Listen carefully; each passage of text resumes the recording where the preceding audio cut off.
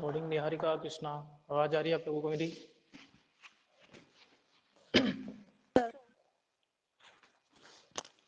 तो टेस्ट में काफी गड़बड़ रहा क्या काम?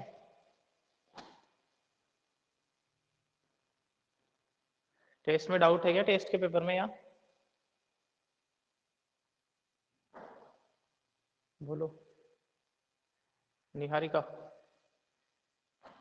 टेस्ट खराब कैसे सर हुआ? वो लास्ट वाला क्वेश्चन बता दो। कौन सा था क्वेश्चन? क्वेश्चन याद नहीं है मेरे को। और बाकी क्वेश्चन में सही है क्या तुम्हारे? तो 21 ही आए थे, बाकी क्वेश्चन सही करे थे फिर? मिस्टेक पता सर चल गई दो बाकी तो क्वेश्चन? मैंने टिक सही किए थे, बट वो शायद फोन में टेस्ट लिया था तो इधर उधर टच होने की वजह से दूसरे ऑप्शन टिक हो गए थे। अच्छा, एक ही क्वेश्चन में ऐड आउट मतलब? Yes sir. ठीक है चलो, क्वेश्चन तो मैं कल वाली क्लास में बता दूंगा क्योंकि अभी क्वेश्चन है नहीं मेरे पास में। अभी अपन आगे देखते हैं, फिर कल वाली ओके क्लास में सर। जो भी डाउट हो गए पेपर के वो देखेंगे।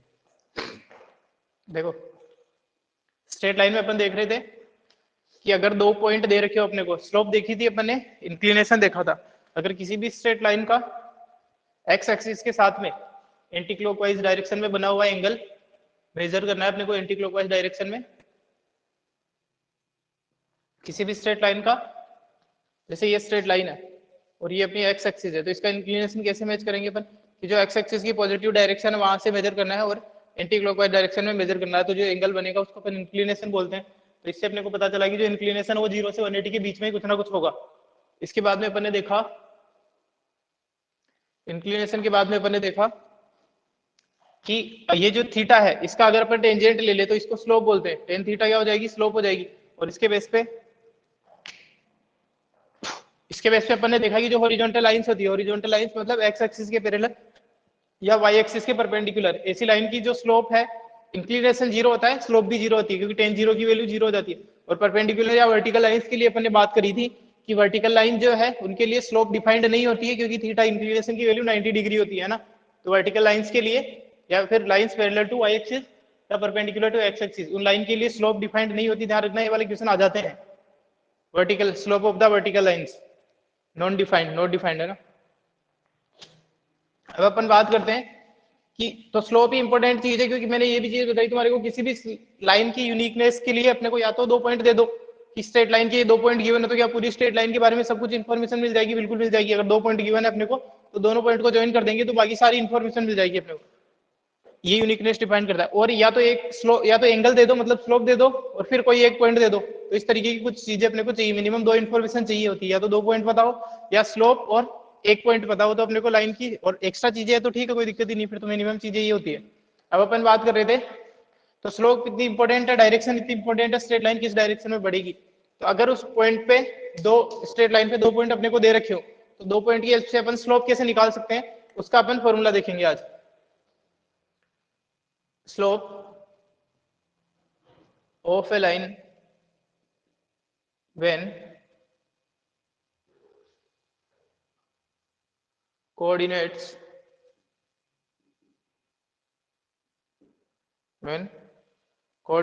of 2 points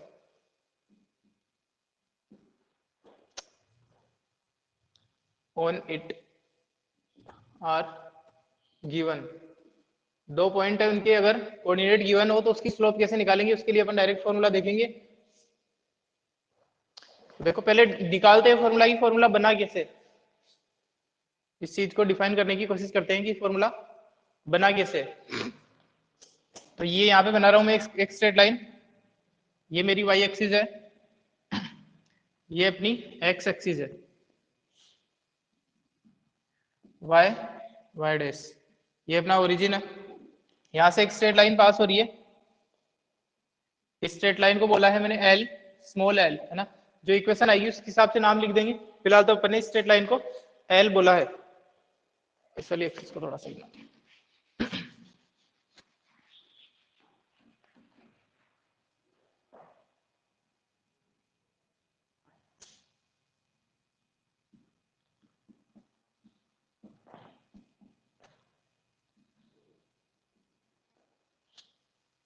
ये है स्ट्रेट लाइन एल, इसकी बात करते हैं अपन। इसकी स्लोप मेरे को निकालनी है, तो इस पे कोई दो पॉइंट गिवन है।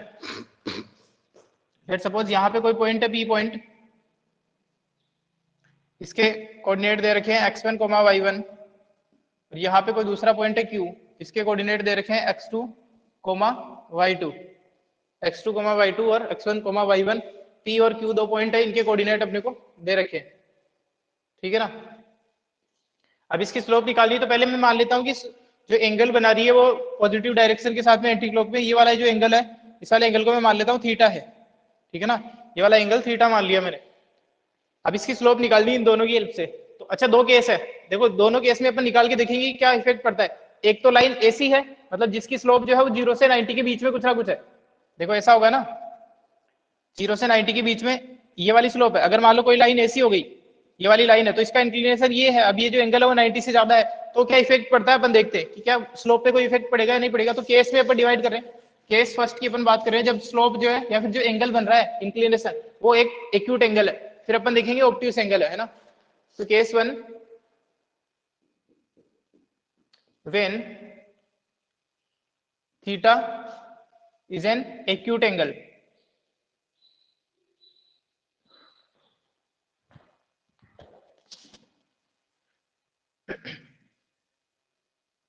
Theta is an acute angle, acute angle है इसका मतलब जो थीटा है वो 0 से 90 के बीच में है। 90 की तो अपन बात ही नहीं करेंगे, अपन नॉन वर्टिकल लाइन की स्लोप निकालेंगे, क्योंकि वर्टिकल लाइन जो है उनकी स्लोप डिफाइंड नहीं होती है ना। तो कई बार तुम्हें ये टर्म देखने को मिल सकता है और नहीं भी लिखा हुआ हो, तो ध्यान रखना जितनी भी अपन फॉर्मूले पढ़ रहे हैं वो नॉन वर्टिकल लाइंस के लिए बात कर रहे हैं, है ना। मैं लिख दूं, जो आप स्लोप निकाल रहे हो वो निकाल रहे हो नॉन वर्टिकल लाइंस के लिए, क्योंकि तुम्हें पता है वर्टिकल लाइन की जो स्लोप होती है वो नॉट डिफाइंड होती है, हॉरिजॉन्टल की भी तुम्हें पता है 0 होती है, ठीक है। तो ये वाला फॉर्मूला वर्टिकल लाइन की स्लोप निकालने के लिए वैलिड नहीं होगा।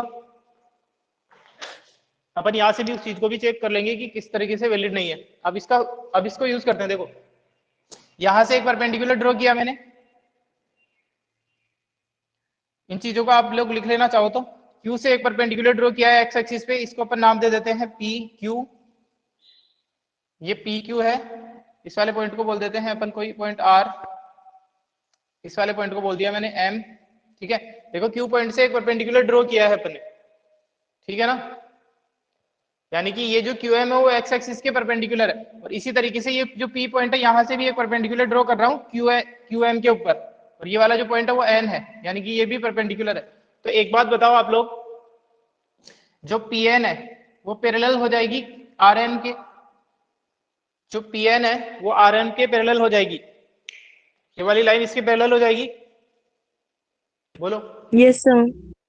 क्योंकि यहाँ पे क्या हो रहा है, ये वाला 90 है, ये वाला 90 है, तो करस्पॉन्डिंग एंगल अगर इक्वल है तो कन्वर्स थ्योरम के अकॉर्डिंग ये वाली दोनों लाइन पैरेलल हो जाएगी। भाई एक तो थ्योरम होती है कि अगर दो पैरेलल लाइन को एक ट्रांसवर्सल इंटरसेक्ट करे तो ये जो करस्पॉन्डिंग एंगल है वो इक्वल होते हैं, और कन्वर्स ये है कि मान लो अगर दो किन्हीं भी दो लाइन को एक ट्रांसवर्सल के द्वारा इंटरसेक्ट करने पे करस्पॉन्डिंग एंगल इक्वल हो तो वो जो दो लाइन है वो ऑटोमेटिकली पैरेलल हो जाएगी। वही वाला काम यहाँ पे हो रहा है, ये वाला भी 90, ये वाला भी 90, ये ट्रांसवर्सल है दोनों के लिए, दो लाइन के लिए। तो अगर ये करस्पॉन्डिंग एंगल इक्वल है तो ये दोनों लाइन ऑटोमेटिकली फिर पैरेलल हो जाएगी। ये तो ऑब्वियस सी बात है, आपको पता भी, ऐसे भी समझ सकते हो, क्योंकि इस एक लाइन के परपेंडिकुलर है दोनों की दोनों ही लाइन। अगर किसी गिवन लाइन के परपेंडिकुलर में दो अलग अलग लाइन खींचूंगा तो वो आपस में ऑटोमेटिकली क्या हो जाएगी, फिर पैरेलल हो जाएगी, ठीक है ना। तो एक बात बताओ यहाँ पे, सिंस पी एन, यहाँ पे चाहो तो लिख लेना आप लोग कि अपन ने क्या किया है, क्यू से एक परपेंडिकुलर ड्रॉ किया था एक्स एक्सिस पे, फिर पी से एक परपेंडिकुलर ड्रॉ किया था क्यू एम पे, जो कि पी एन मिला था अपने को, ठीक है ना। क्योंकि डेरिवेशन आता नहीं है स्लोप का, इसलिए मैं ज्यादा डिटेल में नहीं जा रहे पर।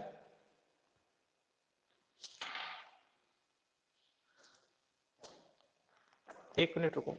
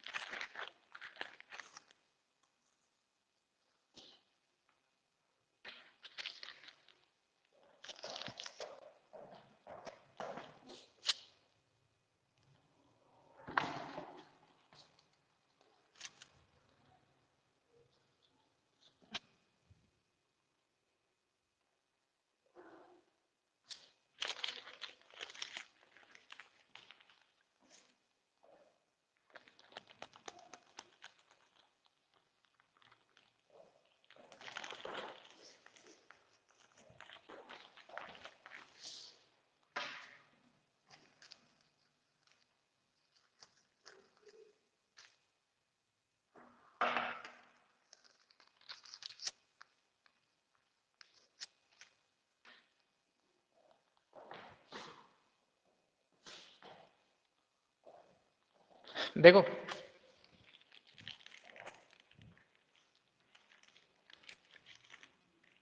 तो अगर ये दोनों लाइन पैरेलल है तो ये वाला एंगल अगर थीटा है तो ये वाला एंगल भी थीटा हो जाएगा क्या? बोलो। Yes sir. करस्पॉन्डिंग एंगल है दोनों, ये पैरेलल लाइन है, ये ट्रांसवर्सल है, तो ये वाला एंगल थीटा है तो ये वाला एंगल भी थीटा हो जाएगा। मेरे को क्योंकि स्लोप निकालनी है, स्लोप मतलब क्या निकालना है मेरे को? स्लोप मतलब थीटा अगर गिवन है तो क्या निकालना है? क्या होती है slope? Tan theta. Tan theta होती है ना? Since Pn is parallel to Rm, therefore angle QRM equal to angle QPN equal to theta, क्योंकि ये करस्पॉन्डिंग एंगल है, फिर करस्पॉन्डिंग एंगल्स है। ठीक है, तो ये वाला एंगल थीटा है तो ये वाला एंगल भी थीटा हो गया। अब थीटा निकालना है तो इस वाले एंगल में, इस वाले ये जो ट्राइंगल है इसमें कुछ चीजें बता दो आप मेरे को। देखो आप लोग बता सकते हो ये वाली जो लेंथ है ये कितनी है, क्योंकि कोऑर्डिनेट ज्योमेट्री तो अपने को परफेक्टली आती है, 3D भी पढ़ी है सर पर ये वाली जो minus length Y. y2 minus y1 हो जाएगी, क्योंकि ये वाली जो लेंथ है टोटल, ये वाली लेंथ है y2 और यहां तक की जो लेंथ है ये है y1, तो y2 माइनस y1 ये वाली लेंथ हो जाएगी y2 माइनस y1, क्योंकि कोऑर्डिनेट के फॉर्म में ही तो निकालना है अपने को स्लोप का फॉर्मूला, तो कोऑर्डिनेट का यूज करना पड़ेगा, तो वही अपन कर रहे हैं यहाँ पे। और इसी तरीके से क्या आप लोग मेरे को बता सकते हो ये वाली लेंथ, ये जो लेंथ है ये वाली लेंथ बता सकते हो क्या? x2 Pn की माइनस लेंथ x1।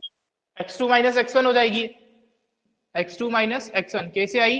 क्योंकि यहां से ये जो टोटल लेंथ है ये है x2 और यहां से इस वाले पॉइंट की जो लेंथ है ये है x1, इस वाले पॉइंट का कोऑर्डिनेट है ना, x कोऑर्डिनेट y एक्सिस से परपेंडिकुलर डिस्टेंस को रिप्रेजेंट करता है, y कोऑर्डिनेट x एक्सिस से परपेंडिकुलर डिस्टेंस को रिप्रेजेंट करता है।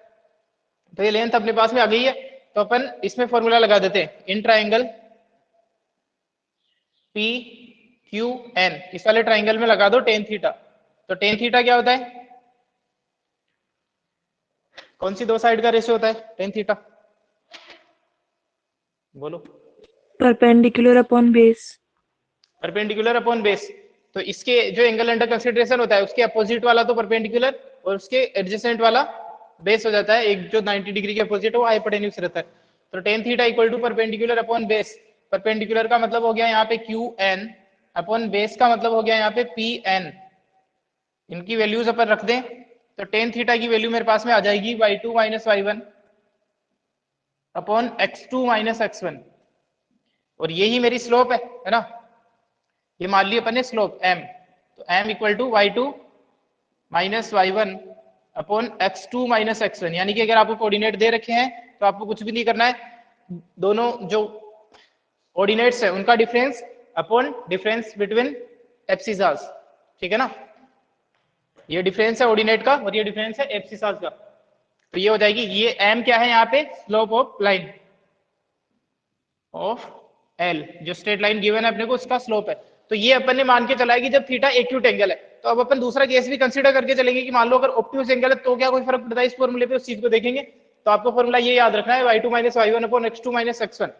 अगर कोऑर्डिनेट दे रखे किसी भी पॉइंट को, फर्स्ट पॉइंट मान लो, किसी भी पॉइंट को सेकंड पॉइंट मान लो, उसके कोऑर्डिनेट को बस आपको याद ही रखना है कि ऐसा नहीं करेंगे कि x जब अपन ने कंसीडर किया x2 माइनस x1 तो फर्स्ट इसको मान लिया सेकंड इसको मान लिया, और उल्टा जब अपन कर रहे हैं y के डिफरेंस कर रहे हैं तो इसको फर्स्ट मान लिया इसको सेकंड मान लिया, एक बार जिस पॉइंट को फर्स्ट पॉइंट असाइन कर दिया तो उसके कोऑर्डिनेट x1 y1 मानेंगे, दूसरे पॉइंट को x2 y2 मानेंगे, ये वाली मिस्टेक मत करना। तो ये आ गया, इसका स्क्रीनशॉट लो। फिर दूसरा केस देखते हैं अपन, जब लाइन अपनी ऑब्ट्यूज एंगल बनाएगी, यानी कि 90 से 180, ज्यादा तो बनता ही नहीं है ना, उससे ज्यादा तो बनेगा ही नहीं। चलो हो गया, इसका स्क्रीनशॉट हो गया, इसमें कोई डाउट है किसी को? No sir. फॉर्मूला याद रखना है, slope m is equal to y2 minus y1 upon x2 minus x1। अगर किसी लाइन का अपने को दो पॉइंट दे रखे हो तो उसकी स्लोप बता सकते हैं, स्लोप बता सकते हैं इसका मतलब सब कुछ बता सकते हैं, दो पॉइंट तो पता ही है, स्लोप पता है इसका मतलब एंगल बता सकते हैं अपन किस एंगल पे झुक रही है वो लाइन, ठीक है ना। और याद भी ये वाली चीज अपन और भी देखेंगे, और उस दिन भी मैंने बताई थी तुम्हारे को कि स्लोप जो है वो कई सारी लाइन के लिए, इन्फाइनाइट नंबर ऑफ लाइन के लिए इक्वल होती है ना। कई सारी लाइन होती है जिनके लिए एक ही स्लोप होती है, सेम स्लोप होती है, वो क्या लाइन कैसी होती है आपस में, बोलो। पैरेलल। पैरेलल होती है, जितनी भी लाइन पैरेलल होगी वो सेम एंगल बनाएगी, सेम एंगल बनाएगी तो फिर उनकी स्लोप इक्वल हो जाएगी। केस 2 देखते हैं अपन, when theta is obtuse angle. ये वाली चीजें तो सेम, देखते हैं क्या चेंज आता है, लिख देंगे इनको भी।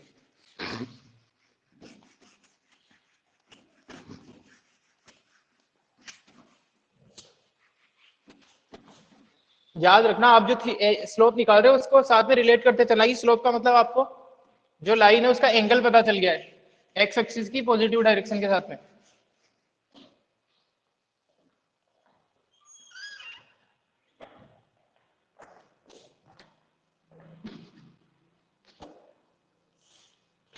देखो तो थीटा जब ऑब्ट्यूज एंगल है तब अपन डायग्राम बनाते हैं।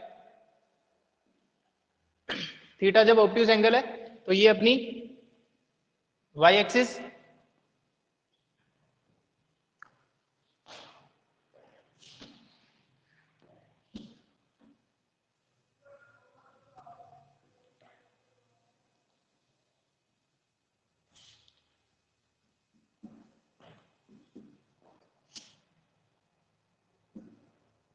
चलो एक लाइन बनाते हैं जिसका एंगल जो है वो 90 से ज्यादा हो। तो ये जो मैंने लाइन बनाई है एल, ठीक है, अब की बार एंगल अच्छा बताओ इसका जो वो है इंक्लिनेशन वो क्या हो जाएगा, ये वाला एंगल होगा थीटा आपकी बार, बोलो। Yes sir. और ये थीटा ऑब्वियस सी बात है 90 से बड़ा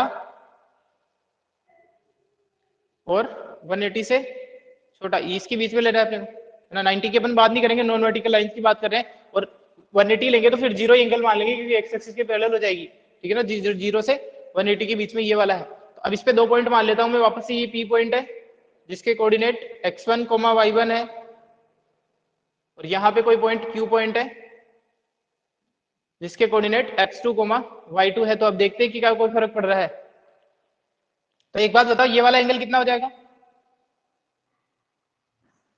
मेरे को अभी भी टेन 180 थीटा। Minus theta. अब देखो अगर मान लो ये थीटा है तो यहाँ पे अभी भी जो स्लोप है इसकी वो टेन थीटा ही है, उससे फर्क नहीं पड़ता मेरे को, इस एंगल से नहीं मतलब होता है मेरे को, मतलब इसी वाले एंगल से अगर मेरे को ये स्लोप निकालनी है तो टेन थीटा ही निकालना पड़ेगा, चाहे आप यूज कुछ भी कर लो।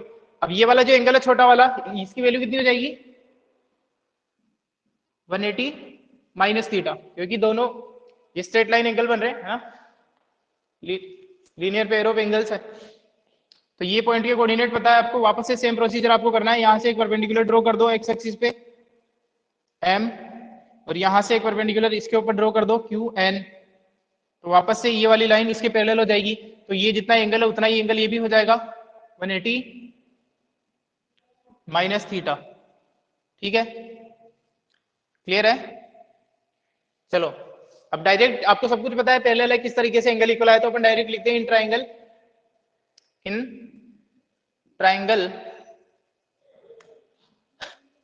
पी क्यू एन में लगाते हैं टेन 180 माइनस थीटा, निकालना टेन थीटा ही है, टेन थीटा को स्लोप बोलेंगे, 180 माइनस थीटा की यू हेल्प लेते हैं क्योंकि अपने को आगे ट्रिग्नोमेट्रिक फंक्शन भी आते हैं। टेन 180 माइनस थीटा है तो इसके लिए जो फॉर्मूला है वो हो जाएगा, क्या हो जाएगा, परपेंडिकुलर अपॉन बेस। परपेंडिकुलर है यहाँ पे क्यू एन, बेस है यहाँ पे पी एन। क्यू एन की वैल्यू कितनी है, सोच समझ के बताओ क्यू एन की वैल्यू कितनी है, बोलो। x2 minus x1। क्योंकि ये वाला x2 है, x2 सॉरी पी एन की बोल रहा हूँ, अच्छा क्यू एन की पूछ रहा हूँ मैं, ये वाली वैल्यू। y2 minus y1। देखो ये वाली जो वैल्यू है वो हो जाएगी y2 minus y1, y2 minus y1। अब सोच समझ के जवाब दो पी एन की वैल्यू कितनी है, थोड़ा सा ध्यान से, पी एन की वैल्यू कितनी है,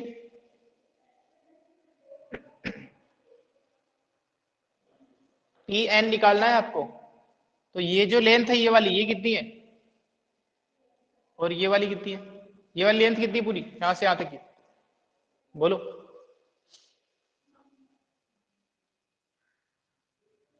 अरे बोलो, x1 ये वाली लेंथ x1 है, ठीक है ना, क्योंकि इसका कोऑर्डिनेट x1 है, और ये वाली लेंथ x2 है।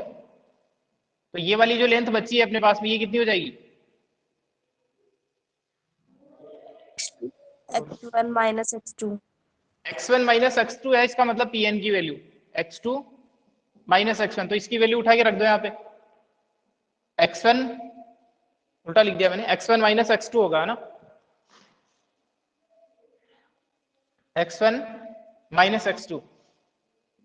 तो ये चेंज हुआ है यहाँ पे, ठीक है ना। LHS में पहले y2 minus y1 upon x1 minus x2 आता था, x2 माइनस x1 आता था, यहाँ पे ये चेंज हुआ है, बट इधर भी तो चेंज हुआ है। तो अब अपन देखते हैं कि स्लोप पे क्या इफेक्ट पड़ता है। अपने को तो स्लोप से मतलब है, इस चीज से मतलब है ही नहीं, यानी कि 180 minus theta is equal to y2 minus y1 upon x1 minus x2 आ गया। तो एक बात बताओ, tan 180 माइनस थीटा कितना होता है? tan 180 माइनस थीटा कितना होता है? कौन से क्वाड्रेंट में है? ASTC से चेंज करना है इसको, बोलो सर कौन से सेकंड क्वाड्रेंट क्वाड्रेंट में। में? सेकंड क्वाड्रेंट में है। 180 माइनस थीटा इस तरीके से जाएगा, यहां से स्टार्ट करेंगे 180 माइनस इस क्वाड्रेंट में, इस क्वाड्रेंट में tan क्या होता है?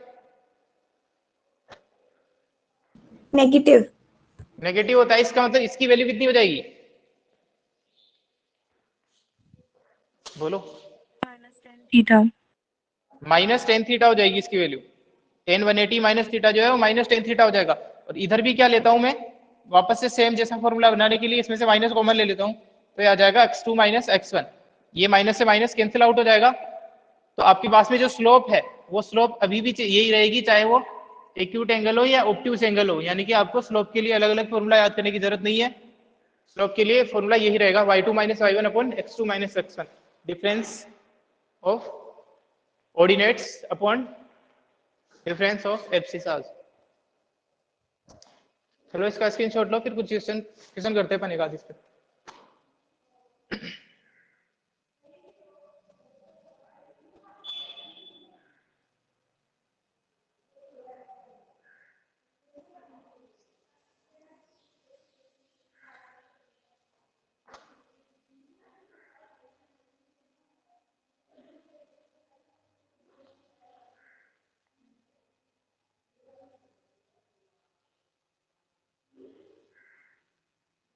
हो गया?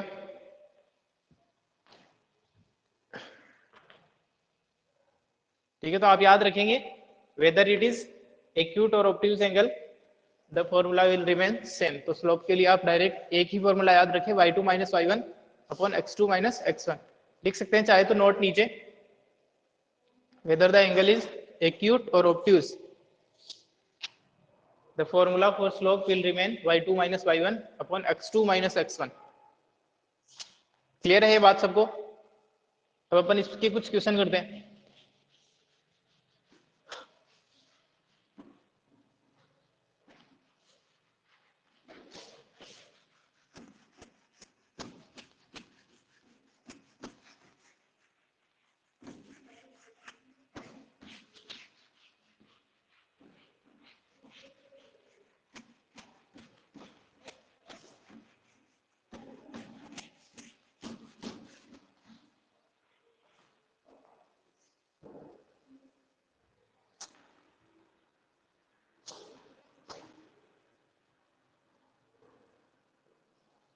Find the slope of a line passing through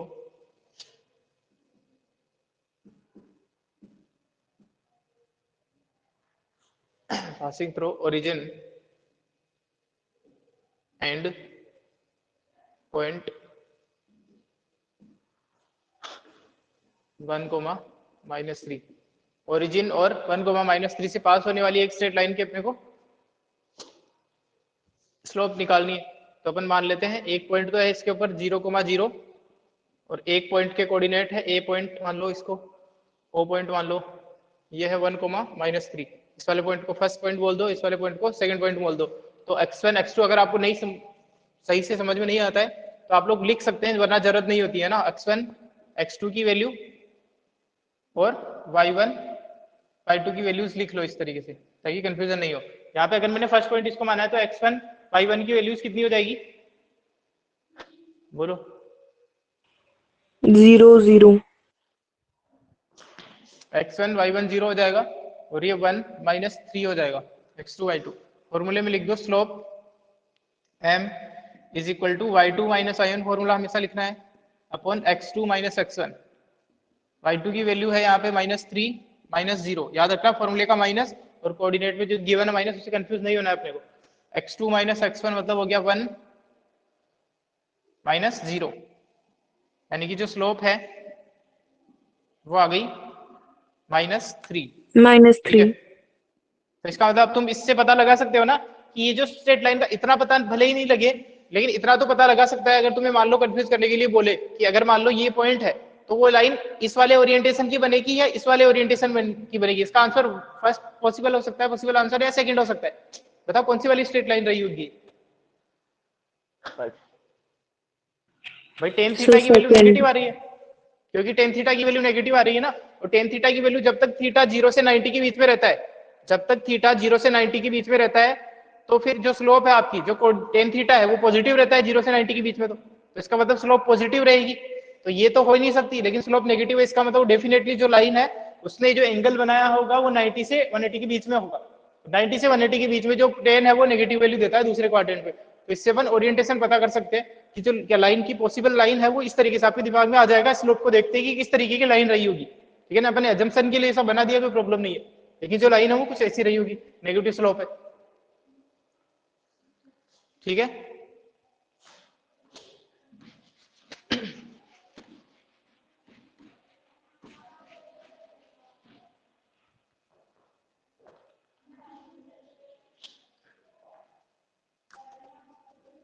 चलो एक और चीज बताता हूँ मैं, इस तरीके तो क्वेश्चन हो ही जाएंगे, लेकिन ये जो स्लोप है इसका और एक सिग्निफिकेंस अपन क्या ले सकते हैं। जो पॉजिटिव और नेगेटिव स्लोप है तो आपको पता लगी गया है, नहीं पता तो मैं एक बार और रिपीट कर देता हूँ। अगर मान लो स्लोप पॉजिटिव है तो पॉजिटिव तभी आ सकती है जब थीटा जो है वो 0 से 90 के बीच में रहा हो, और 0 से 90 के बीच में, क्योंकि टेन थीटा पॉजिटिव वैल्यूज देता है स्लोप की वैल्यू, तो इसका मतलब लाइन डेफिनेटली जो एंगल बनाएगी वो 0 से 90 के बीच में होगा। और अगर मान लो स्लोप की वैल्यू नेगेटिव है, यानी कि टेन थीटा नेगेटिव है, टेन थीटा नेगेटिव वैल्यू देता है सेकंड क्वाड्रेंट में, इसका मतलब जो एंगल है आपका वो 180 90 से 180 के बीच में रहा होगा, तो ओरिएंटेशन पता चल जाएगा आपको लाइन का। एक चीज तो ये है। दूसरी बात, इनका मतलब क्या है अगर अपन सिग्निफिकेंस की बात करें तो देखो एक बात समझो कि मान लो, वैसे ही बता रहा हूँ, आप याद रखना है ना, इसको नोट करने की जरूरत नहीं है। अगर मान लो ये जो स्लोप है वो पॉजिटिव है, इफ m इज पॉजिटिव, तो डेफिनेटली जो आपकी लाइन है वो कुछ ऐसी बनेगी, मतलब इतना ही होगा, यहां से स्टार्ट होगी, इसके बीच में कहीं ना कहीं कोई किसी लाइन बनेगी। तो एक बात बताना, ये वाली जो लाइन है इसमें हो क्या रहा है, अगर मैं वेरिएशन देखूं तो जैसे जैसे एक्स बढ़ रहा है, अगर मान लो इस पॉइंट की बात करें और इस पॉइंट की बात करें और इस पॉइंट की बात करें, फर्स्ट सेकेंड और थर्ड, तो इसमें अगर एक्स की वैल्यू बढ़ रही है साथ साथ में वाई की वैल्यू भी बढ़ रही है। देखो अगर मान लो एक्स ये था इसके लिए तो वाई कोऑर्डिनेट ये था, दूसरे वाले का एक्स कोऑर्डिनेट बढ़ा तो वाई कोऑर्डिनेट भी बढ़ा, तीसरे वाले में एक्स कोऑर्डिनेट और बढ़ा तो वाई कोऑर्डिनेट भी बढ़ा। यानी कि इसमें जो वेरिएबल है वो अगर x बढ़ता है तो y भी बढ़ता है, अगर x कम होता है तो y भी कम होता है। देखो जैसे x कम होएगा तो y भी कम होएगा। लेकिन अगर मान लो m नेगेटिव है, इफ m इज नेगेटिव, अगर m नेगेटिव है तो जो लाइन है वो कुछ ऐसी बनेगी y डैश। अब समझो इस बात को, अब इन्हीं पे मैं 3 पॉइंट ले लेता हूँ, ये फर्स्ट पॉइंट, ये सेकंड पॉइंट और ये थर्ड पॉइंट। ठीक है, अब समझो इस बात को कि मान लो ये वाला इस वाले फर्स्ट पॉइंट के लिए x की वैल्यू है ये और y की वैल्यू है ये वाली, सेकंड पॉइंट के लिए x की वैल्यू ये वाली है और y की वैल्यू ये वाली है। तो इस पॉइंट पे देखो जैसे जैसे इन दोनों पॉइंट की बात करें तो इसमें x ये था, अब जैसे ही फर्स्ट पॉइंट पे जाने पे x की वैल्यू बढ़ी तो जो y की वैल्यू है वो क्या हो गई, कम हो गई। अरे आ रही बात समझ में? Yes sir.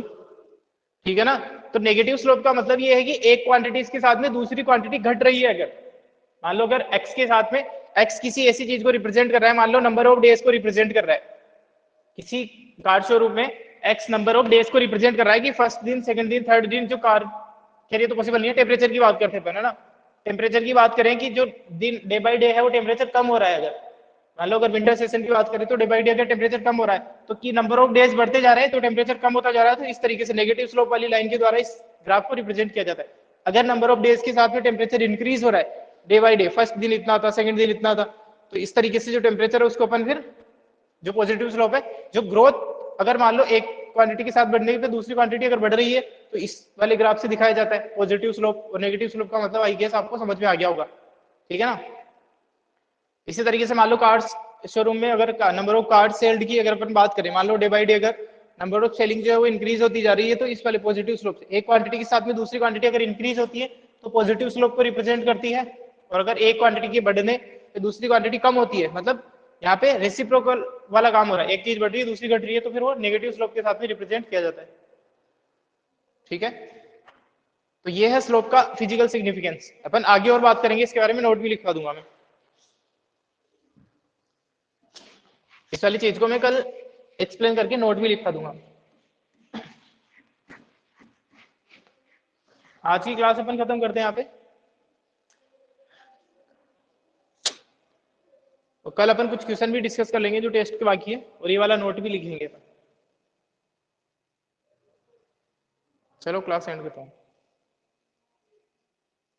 और हाँ इसकी सॉरी एक मिनट रुको, इसके क्वेश्चन करना जो स्लोप पे बेस्ड क्वेश्चन है कुछ, एक मिनट एक्सरसाइज निकाल लो 10.1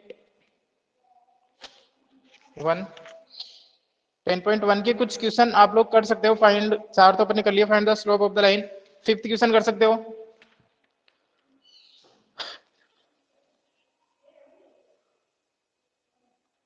बाकी तो अपन बाद में करेंगे, अभी काफी सारी चीजें हैं। दो लाइन अगर पैरेलल है तो उनकी स्लोप में क्या रिलेशन होता है, दो लाइन अगर परपेंडिकुलर है तो उनकी स्लोप में क्या रिलेशन होता है, ये भी हो भी नहीं पाएगा, इसको अपन कल वाली क्लास में डिस्कस करेंगे। चलो क्लास एंड करता हूँ, एक आध क्वेश्चन ही ट्राई कर सकते हो फिलहाल।